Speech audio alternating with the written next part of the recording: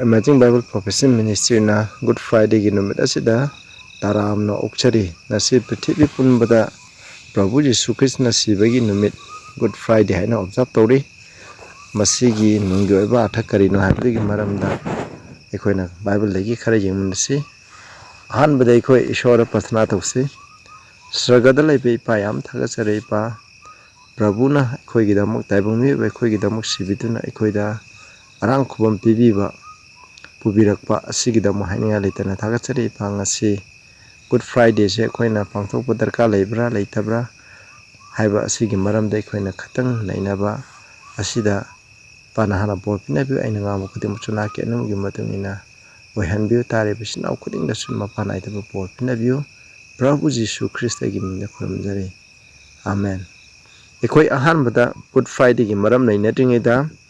isana muna ingonda hanglae haribo wahang amaka hange madugi pakhumana khara pijage wahangdo pathokcharake Luhongnariba nupa nupi anise masa masana khanjaba natte Poktringeidagi Ishworna khandokkhrabani haina Pastorna takpi chumbra haibase haidi pithibida ekhoi yum panduna leinariba nupa nupi anise ekhoi Ishworna sembikhrabani haidi magi damang nupa oina sembikhrabani magi nupi oina sembikhrabani masi Ishworna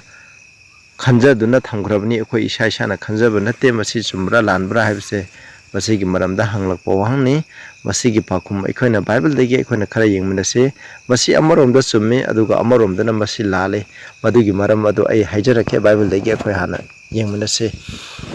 aina samlopna haijagi sinawsun nakhoina ai Bible text de paroi nakhoina numuna yengbiu screen da nakhoi note tawbiu Genesis 2 gi 18 aduga 23 24 da Ishworna Adam semba matamda Ishworna hai nupa haibase mathanda leiba nungaite aduna maki mateng pangngai ki damak aina nupi ama semge habane asmai tawdana ib haibase semane Ishworna Adam gi damak ib darka lei nupa ama gi damak nupi maga sanagadaba mabu mateng pangadaba awaba matamda magi saita leigadaba adugumba nupi ama darka lei haibase Ishworna khangeba adugi damak ikhoina nupa nupi haibase Ishworna semibani adugo verse 23 da hai masumna Adam semlaba matungda Adam na hai masi aigi saruni aduga aigi sadongni mahakpu nupi kaugani maramdi mahak nupa degi laukthorokpani haibase haidi nupi haibase Ishworna sembibigi matungna nupa gi saruk amaneba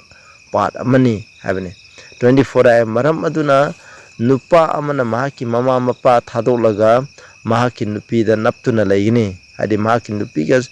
nungshina sanana leigini makoi ani haksang amatu oigine haidi sida haibse mama pa thadok paibdi mama pa da nungshiroi on adu tawro haib nate ado adugi wakhalon da nate aikhoi haibdi matai manawgi leinaba asengba marido haidi aigi ima ipa ga leinaba maridagi di aigi nupi ga leinaba marise basina oi maramdi nupi haibse nupa gi hoi haksang tongada su sadongni haibse masineba masigi dama aduna Ishworna tayang panda lakpa nupa khudingmaki magi sanaba nupi amamam Ishworna loina sembiba aduga makhoi luhongduna leiba haibse Ishworna pame nupi ju magi sanaba nupa haibse masi Ishworgi apamane ekoi amu yengse Proverbs 18 gi 22 da hai kanagumbana nupi ama phangbase aphaba pot ama phangbani maha Ishworgi miyengda thaujan phangi hai haidi nupa moiraga mayum pamba khangdaba aduga nupi thiba phangdaba haibase aphaba natte haibani masina haibati nupi thiba phangiba mahak ase apha Ishwordagi aphaba pot ama phangabani haibati nupi je Ishworna pibibane Ishwordagi nupi ma phangbaje aphaba pot ama phangbane haibati Ishwordagi pibibani Ishworgi thaujan phangi haibani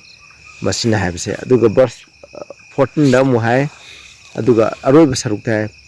asingba nupi haibase Ishwordagi ne hai ko a prudent wife is from the Lord asingba nupi haibase akhoina Ishwordagi lakpani haibasni masina nupi gi maru oibdu masida mutai amu yengse Proverbs 31 gi 10 ga 30 da hai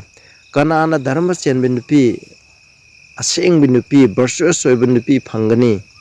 phangba ngamgani mahakki mamaldi mani mukta dagi hele rubies dagi hena maman yami habne habidi dharma sembi ishobu thajabi adugumba lamcha sajat kwagi phabi ing tapi nupi ama phangba habse masi ishordagini habne madi mani mukta dagi hena maman yami hai 30 da aduga masak phajaba aduga favor habse namthakne aduga beauty is ban phajaba se kanade adubu ishobu kiba nupi habse masineba a woman that fear the Lord she shall be praised mapu wangna thagat kini habni aduna hairiba texting asi dagi ekhona pakibdagi khange madudi tasengna ishona prithibida lakhraba nupa khudingi mahaki sana gadaba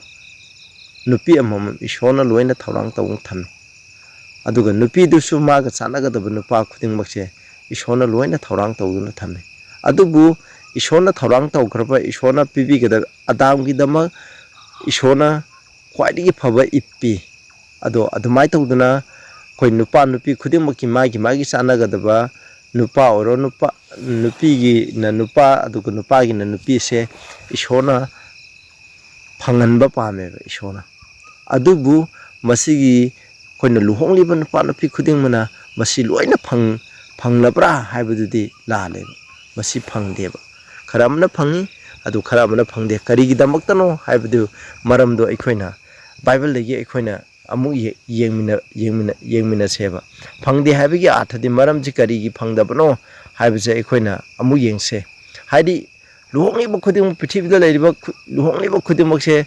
mana luhongiba nupa natra nupi se ishona sembi khraba ishona magi damak thorang taw khraba mana khandoktuna thangkraba nupi ni haibdi masi lale adu ai taragadi siengo Deuteronomy 7:3-4 hai nakhoina makhoina Canaanite sing haidi atopa dharma Israel masasna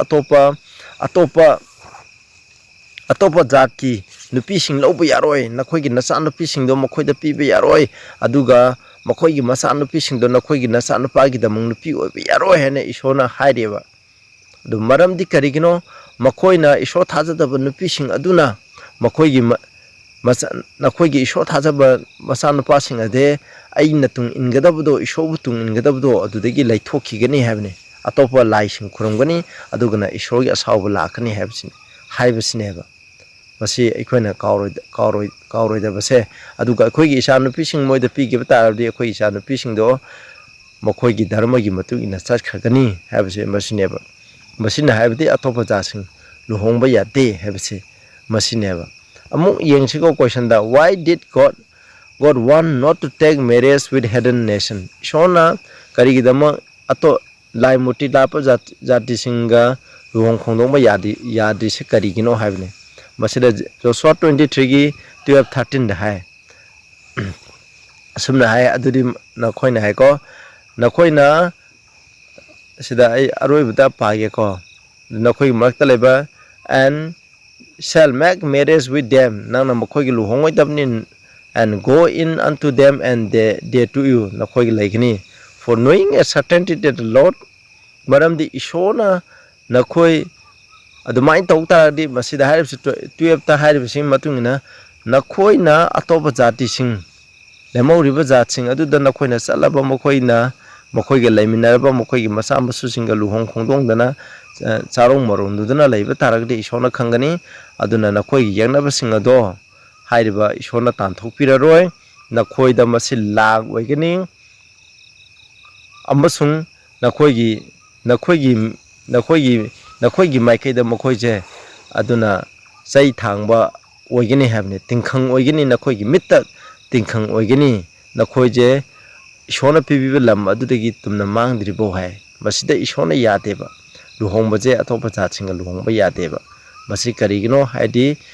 adoi tadi khoina phangiba nupa nupi khudima atopa jar oigira oiror thajada khudima ishora tharang thogramne habsidi masida mu la leba aduga second Corinthians 14 da mu yengse nakhoina be ye not unequally yoked together with unbeliever thajadaba misinga nakhoi chamanana popu pominaganu habidi thajadaba misinga nakhoi yumban ba luhonganu habne masina haribse adi dharma sembaga tona tinabagi kari athalai aduga mangan ga amambaga akoina communion akoina pau phauto phaujan tawbagi akoina tona tinabagi kari artha lai haibne masina haje amos 3:3 daju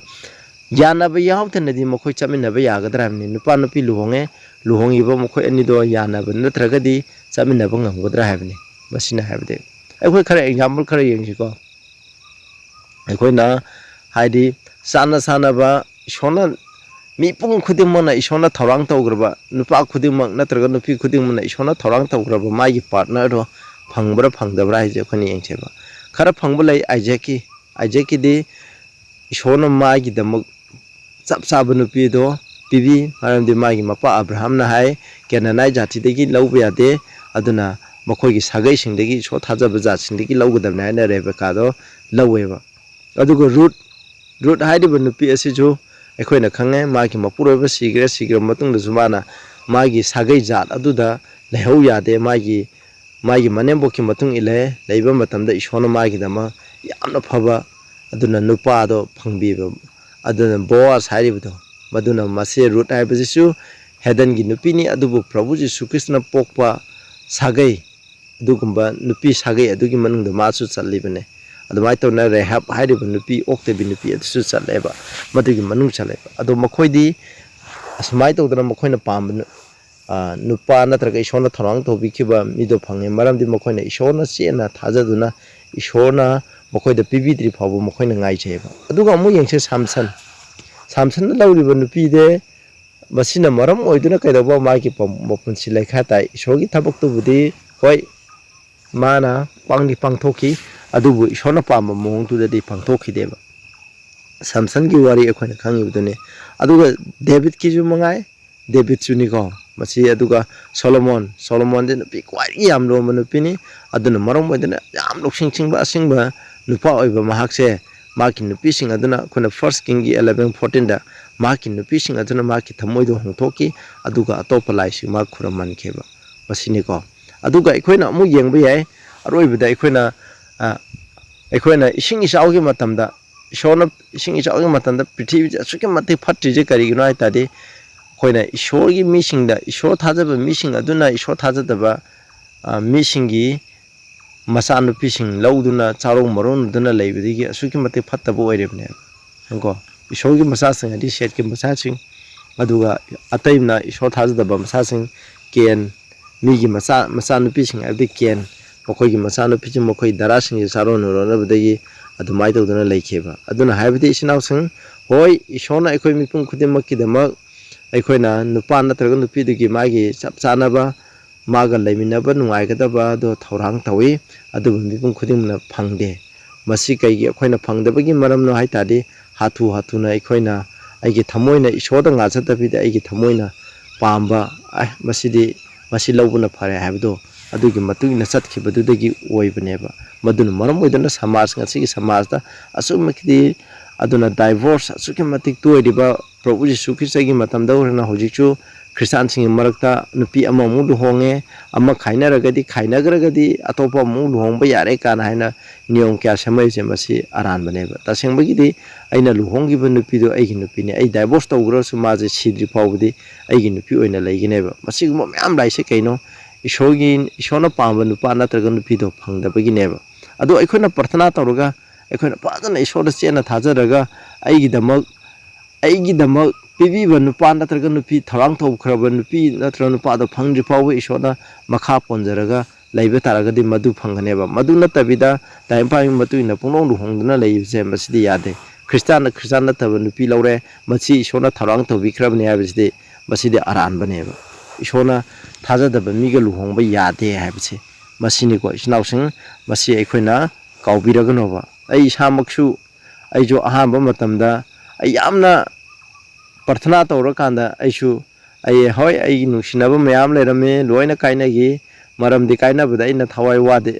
wade maramdi ishorna aigi damo thorang tawkhraba nupi do phangdri phawa kaina thangda phangne sumai tawduna akhoi yumban bagi mari leinarga isani phangduna leiribse aduna akhona pakhang leisabising khona prarthana tawgadamni nangi damo thorang tawkhraba nupa ishorna sembikhraba nupa do kanano haibse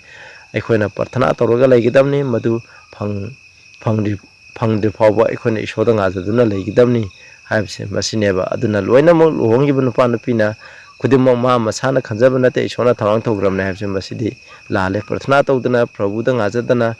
panglongna atopan nupi shor thajadaba mishingi maraktagi nupi orsu nupa orsu panglong lobuse masidi yade masidi saitan gi plan ishorna phajakraba luhongbagi plan sembi khrabado saitana thugaibneba thugainangai da mohonari yum ama kai gira tade prithibije machoi machoi taribani haibse aikoina kaugumse aikoina good friday gi maramda amu sinausing ai samnamna haijarake aikoi ai isama advantage ni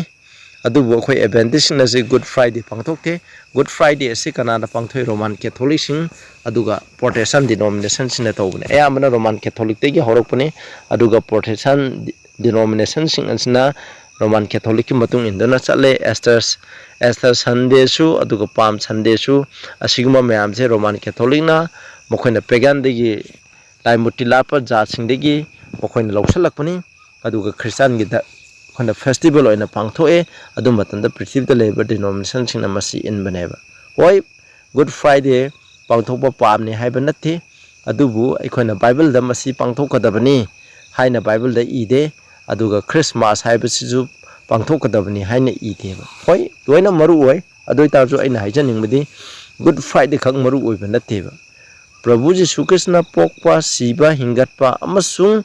ani shuba lakpase aikoi miyobigi arang khubang gidamakta yoina maru oiba masi aikoina numi khudingi ningsingadabne polamdraba aikoi arang khubam leite Prabhu na siramdraba aikoi arang khubam leite Prabhu na hinkalamdaba siram badudagi mana hinkala chalamdraba aikoida arang khubam leiteba amuk hoji Prabhu na ani shuba laga mabu thajaba mising ase amuk lawba laktraba aikoida arang khubam leiteba aduna haidiba hiram pokpa siba hingatpa aduga ani shuba lakpase aikoigi arang khubam gidama yam maru oi habneba Matthew 1 gi 21-23 dai mahangna nupi ma merina machanupa ma pokani mahaki maming Jesus kaugani maramdi mahangna Jesus haibigi athadi mahangna mahaki misingbu makoigi paptagi kanbigani habneba paptagi kanbigani habdi aina huranbo oina Prabhuna kanbini habnate huranbo oiramba aise Prabhuna sibibasigi mapana nauna pohalaga huranba tohalaga mahangna ikoibu kanbigani habni masini ko paptagi kanbiba habse aduna huranbo oirambado huran papi oiramba ikoise papi oiba tohalaga tohanbado Prabhuna tohanganeba aduga kanbigani habneba madugi damone Prabhu Jesu Krishna time panda lakpase 23 joy aduna mahaki maming Emmanuel kaugani habdi ishoga akhoiga matam khuding da loinagane habneba aduna Prabhuna lakpagi pandamdi aikoi pap tawduna ishoga akhoiga kaina khibado akhoi amu hanjanangai gi damak lakpaneba aduna Prabhu Jesu Krishna time panda lakpase asukki mating maru oiba maramdi mahana laklamdragadi aikoina arang khubam do leiteba aduga lakpadan natana aikoina sibagi amu yengse Matthew 20:28 ta haiko migi masana pase kaigi damak lakpano mabu seba tawningai lakpanate mana seba tawningai lakpani aduga mahaki punsi se aikoi mi mayam gi damak ransom ko aikoina maman piba lakpaneba ransom tan ba habdi mi ama phakre anga ama phagra matanda paisa sukpiro natradi thatoi haiba ransom do aikoi je kana gi damak aikoi je saitan gi makhada saitan da yon thokrabneba maman piduna pap taw khode mo saitan da yon thokrabneba hairiba mamal do saitan da gi Prabhu Jesu Krishna ma gi punsi aduna maman piraga aikoi je leibneba masni ko the first Timothy 2:6 da jo haije who gave himself a ransom for all aikoi gi dama aikoi na taw khadaba aikoi na pibam thokpa aikoi gi pap ki darka leiba khudimak tu gi mamal do Prabhu na piba lakpani habse masineba aduna Prabhuna siba habse aikoigi arang khubam gidamoktadi masi yamna darka lei habse 1 Timothy 1:15 da haije Jesus came into the world to save sinner of whom I am chief Paul habse papi kwadi mako oiraba papi ai ase Prabhuna kaningai gidamok tayang panda lakpani habni papi ikhoibu kaningai gidamak Prabhuna lakpaneba Prabhuna sibi bani habse ba 2 Corinthians 5:21 dasu pap leitaba mahakse akhoi dama pa ohenpi maramdi akhoi je ishogi dharma se mo oingai dam haidi akhoi na phangada pakki dani khudi moktu mahana phangi habne 1 Peter 2:24 dasu ma masamang na akhoi gi pakki dandi khudi moto cross up bi keba maramdi akhoi पाप थादोक्तुना मंगोना धर्म सेंब पुंसी हिंनाइगिदमकनेबा माकी चैफुना अखोइगी अनाबा फल्ले हमने अखोइना तौबा अरानबा अदुगी दंदीजे अखोइना फंगदबदो कनाना प्रभुना फंगबीबा अदुनि प्रभुना cross सिबीबजे अखोइना निंसिंगदबदि Tayang पांदगी आदामगी मतमदगी हौरगा प्रभु यीशु कृष्ण अनिसुब लाक्टिंग ममांगदा सर्गदा चक्कदबा खुदिंगना तौख्रबा पापकी दंदी खुदिंगमक्तो मदुगी दंदीदो प्रभुना लौबा लाक्पने हाइरिबा दंदीदो पीरगा अखोइसे ईश्वरगी मफमदा धर्म सेंबो ओइरंगनापा अखोइना फंबम थोपदो अखोइना फंगदतुना माना फंगगा अखोइबु कनबिनिंगाइगिदमक लाक्पनेबा इस्नाउसंग अखोइना पापम तौरदे पापकी दंदी पीदब लेतेबा हाइरिबा दंदीदो कनाना लौपीखेबा प्रभुना लौपीखेबा मदुगिदमक्तनिको अदुना महांगना सिबीबा से असुके मति दरकार लै महांगना सिरगा अखोइगी पापकी अखोइना पुगदबा दंदी खुदिमतो फंगमदबा तारगदी प्रभुगोंदा इपा ईश्वरना पिबीरमदा तारबदे मदुगी दंदीदो अखोइदा फंगनेबा अदुना ईश्वर थाजदबा मिसिंगदी मखोइदा फंगदुइजे अखोइ ईश्वर थाजरबा प्रभुदा थाजबा तारगदी दंदीदो फंगरोइबा मसि याम मरुओइ अदुनिको मसिनि प्रभुना सिबा अदुगिदमा अखोइना गुड फ्राइडे अफबा इराई मरमदि प्रभुना सिगिबदो इराई नुमितनी हाइबसे अदुना मांदा सिगिबा नुमित अदुबो अखोइगी पापकिदमक सिबिबा नुमित अदुबो अखोइना गुड फ्राइडे नेना हाइना मिसिंग ऑब्जर्व तोय मसि होय मसि तौगदबने मसि यामना मरुओइ प्रभुना सिबिबदो यावरमदगदि अखोइना अरांग खुबम लैरोयबा अदुबो इस्नाउसिंग प्रभुना पोय अदुगा सिबिबा अमुक प्रभुना हिंगलमद्रबा अखोइदा अरांग खुबम अदु लैरोय 1 Corinthians 15 गी 17-18 दा सुमना हाय येंजिको ख्रिस्टना सिबदगी हिंगलमद्रबा नखोइगी थाजबदो अरेमनी नखोइचु नखोइगी पापता सिरे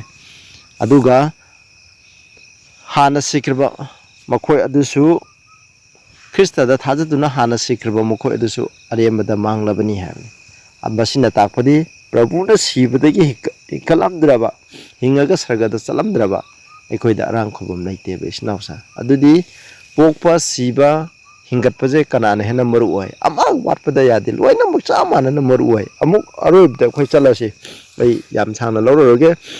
अमुक प्रभुना अमुक सिरगा हिंगला चखरे अदुगा अमुक John 14 गी 1-3 दा है अदो अखोइगी द मफम थरांग तोब चले अइना अमुक हाना लागा नखोइ लौगने है अखोइबु धर्म सेम अखोइ लैरिबा अखोइ खुदमो प्रभुदा थाजदु सिकेबा धर्म सेम सिंग हिंगन लैरिबा खुदमुचे लौदब तारगदी पुरगा चतब तारगदी अखोइदा अरांग खुबम तो लैते अदुना फर्स्ट एसना फॉर यू 14-17 दा है छे अदुना अखोइना थाजै मरमदि यीशु क्रिस्टना सिबदगी हिंगतके अदुमाइ तौदना प्रभुदा तुमलिबा मिसिंग हाइबदि सिरिबा मिसिंग असे महाना पुरकनी हाइबनि अदुना मसिना हाइबदि अखोइ हिंदुना लैरिबा अखोइजु ईश्वरगा अदुगा लैरिबा अखोइना अदुगा हाना सिख्रबा प्रभुदा थाजदुना लैबसे मसिबु यातपा अथिंबा पिबा ngमोइ हाइदि प्रभुना लाखपा मतमदे हिंदुना लैबसु सिदु प्रभुदा थाजरगा सिगिबा खुदिमु अदुजु चामाना माकी अरोबेगी पेरेसिंगागी मखोल अदुदा मखोइ हिंकलगा चामाना अखोइना अत्यादा उनगना हमने 16 दा हाइजे मरमदि ईश्वर मसामना सगदगी अहोबा खोंजेन अमक लोइनना सगदुन मकोगी खोंजेन लोइनना ईश्वरगी पेरेसिंगागी मखोल लोइनना महाना कुमथरकनी अदुगा ख्रिस्टदा सिबसिंगना हाना हिंकतकनी हाइबने अखोइ हिंदुना लेबा अखोइगा मखोइगा को पुन्ना हाइदि हाना सिखेबा प्रभु थाजगे मिसिंग अदुगा पुन्ना लैचिंदा उमिन्नगनी हाइबने असमाइ तौदना अखोइना मतम खुदिमक लोइनगनी हाइबने इस्नाउसा अदुना हाइबदि इस्नाउसा प्रभुना अनिसुबा लाखपसि याम दरकार लै होय प्रभुना अखोइगिदमक सिबिखरे महाना अखोइगिदमक न पोखरे महाना अखोइगिदमक सिबिखरे हिंखतपिखरे अदुना हाइरिबसिंग असिदे लोइखरबा थबकसिंग असिदा अखोइना होय हराउबा दरकार लैको अदुबु हाइरिबु लोइखरबसिंग असिदा अखोइना ngasi ऑब्जर्व तौदना अखोइना कनो तौदना तौबगी अर्थ लैते अखोइदि हौजिक प्रभुना अनिसुबा लाखपजे मसिगिदम अखोइना थौरांग गाइदुना को पुनमक महाना पोपीबा महाना सिबिबा हिंखतकिबसे मसिदा हराउजदुना तौबगुमना अखोइना अनिसुबा लाखपा असिगिदम अखोइना थौरांग तौदुना महाना हाइबा इनबा मिसिंग अदु ओइनबगिदम अखोइ थौरांग तौजेबा Luke 12:14 दा बी therefore ready also नखोइ थौरांग तो for the son of man cometh an hour when ye think not अखोइना खंदबा मिकुप अदुदा अखोइना थौसादबा अखोइना थौरांग तौदबा पुंफम अदुदा मीगी मसा नुपा अदुना लाकनी हाइबनि इस्नाउसिंग ꯑꯗꯨꯅ ꯑꯔꯣꯏꯕꯗ ꯑꯩ ꯂꯣꯏꯁꯤꯟꯖꯔꯒꯦ ꯑꯩꯈꯣꯏꯅ ꯄ꯭ꯔꯚꯨꯅ ꯄꯣꯛꯄ ꯁꯤꯕ ꯍꯤꯡꯒꯠꯄ ꯑꯃꯁꯨꯡ ꯑꯅꯤꯁꯨꯕ ꯂꯥꯛꯄꯁꯦ ꯑꯩꯈꯣꯏ ꯃꯤꯑꯣꯏꯕꯒꯤꯗꯃꯛ ꯑꯔꯥꯡ ꯈꯨꯕꯝꯒꯤꯗꯃꯛ ꯑꯩꯈꯣꯏꯁꯦ ꯆꯞ ꯃꯥꯟꯅꯅ ꯃꯔꯨ ꯑꯣꯏ ꯍꯧꯖꯤꯛ ꯄ꯭ꯔꯚꯨꯅ ꯋꯥꯠꯂꯤꯕꯁꯦ ꯑꯩꯈꯣꯏꯒꯤ ꯑꯔꯥꯡ ꯈꯨꯕꯝ ꯊꯨꯡꯍꯟꯅꯤꯡꯉꯥꯏꯒꯤꯗꯃꯛ ꯑꯅꯤꯁꯨꯕ ꯂꯥꯛꯄꯁꯦ ꯈꯛꯇ ꯉꯥꯏꯔꯦꯕ ꯑꯗꯨꯒꯤꯗꯃꯛ ꯑꯩꯈꯣꯏꯅ ꯑꯅꯤꯁꯨꯕ ꯂꯥꯛꯄꯒꯤꯗꯃꯛ ꯑꯩꯈꯣꯏꯅ ꯊꯨꯡꯍꯟꯅꯤꯡꯉꯥꯏꯒꯤꯗꯃꯛ ꯑꯩꯈꯣꯏꯅ ꯊꯧꯔꯥꯡ ꯇꯧꯖꯩ ꯑꯩꯈꯣꯏꯅ ꯏꯁꯣꯔꯒꯤ ꯑꯐꯕ ꯄꯥꯎꯁꯤꯡꯁꯦ ꯃꯤꯌꯥꯝꯗ ꯁꯟꯗꯣꯛꯃꯤꯟꯅꯁꯤ ꯇꯥꯕꯤꯔꯤꯕ ꯃꯌꯥꯝꯒꯤꯗ ꯏꯁꯣꯔꯅ ꯕꯣꯔ ꯄꯤꯕ ꯑꯣꯏꯁꯅꯨ ꯄ꯭ꯔꯥꯊꯅꯥ ꯇꯧꯁꯦ ꯁꯔꯒꯗ ꯂꯩꯕ ꯏꯄꯥ ꯌꯥꯝ ꯊꯥꯒꯠꯆꯔꯦ ꯄ꯭ꯔꯚꯨꯅ ꯑꯩꯈꯣꯏꯒꯤꯗꯃꯛ ꯄꯣꯛꯄꯤꯗꯨꯅ ꯁꯤꯕꯤꯔꯦ ꯑꯩꯈꯣꯏꯅ ꯄꯨꯒꯗꯕ ꯄꯥꯞꯀꯤ ꯈꯨꯗꯤꯡꯃꯛ ꯄꯨꯕꯤꯔꯦ ꯑꯃꯨꯛ ꯃꯥꯅ ꯄꯨꯕꯤꯔꯒ ꯃꯥꯅ ꯑꯃꯨꯛ ꯁꯤꯕꯗ ꯍꯤꯡꯀꯠꯄꯤꯔꯦ ꯑꯗꯨꯃꯥꯏꯅ ꯇꯧꯗꯅ ꯍꯧꯖꯤꯛ ꯃꯥꯅ ꯄ꯭ꯔꯚꯨꯅ ꯑꯩꯈꯣꯏꯒꯤꯗꯃꯛ ꯁꯔꯒꯗ ꯑꯩꯈꯣꯏꯅ ꯂꯩꯅꯕ ꯊꯧꯔꯥꯡ ꯇꯧꯔꯤ ꯑꯃꯨꯛ ꯄ꯭ꯔꯚꯨꯅ ꯂꯥꯛꯑꯕ ꯃꯇꯝꯗ ꯑꯩꯈꯣꯏꯅ ꯃꯄꯨꯡ ꯐꯥꯕ ꯑꯩꯈꯣꯏꯒꯤ ꯑꯔꯥꯡ ꯈꯨꯕꯝ ꯑꯗꯨ ꯃꯄꯨꯡ ꯐꯥꯒꯅꯤ ꯍꯥꯏꯕ ꯈꯟꯕꯤꯕ ꯑꯁꯤꯒꯤꯗꯃꯛ ꯊꯥꯒꯠꯆꯔꯦ ꯑꯩꯈꯣꯏꯅ ꯃꯇꯝ ꯈꯨꯗꯤꯡꯗ ꯄꯨꯝꯅꯃꯛꯁꯦ ꯑꯩꯈꯣꯏꯅ ꯄ꯭ꯔꯚꯨꯅ ꯄꯣꯛꯄ ꯁꯤꯕ ꯍꯤꯡꯒꯠꯄ ꯈꯨꯗꯤꯡꯃꯛ ꯑꯁꯤꯗ ꯍꯔꯥꯎꯗꯨꯅ ꯑꯩꯈꯣꯏꯅ ꯊꯃꯣꯏꯗ ꯅꯨꯡꯇꯤꯒꯤ ꯃꯁꯤ ꯑꯩꯈꯣꯏꯅ ꯉꯥꯛꯆꯗꯨꯅ ꯂꯩꯕ ꯉꯝꯕ ꯍꯥꯏꯕꯗꯨ ꯅꯍꯥꯛꯅ ꯑꯣꯏꯕ ꯉꯝꯍꯟꯕꯤꯌꯨ ꯄ꯭ꯔꯚꯨ ꯖꯤꯁꯨ ꯈ꯭ꯔꯤꯁꯇꯒꯤ ꯃꯤꯡꯗ ꯈꯨꯔꯨꯝꯖꯔꯤ꯫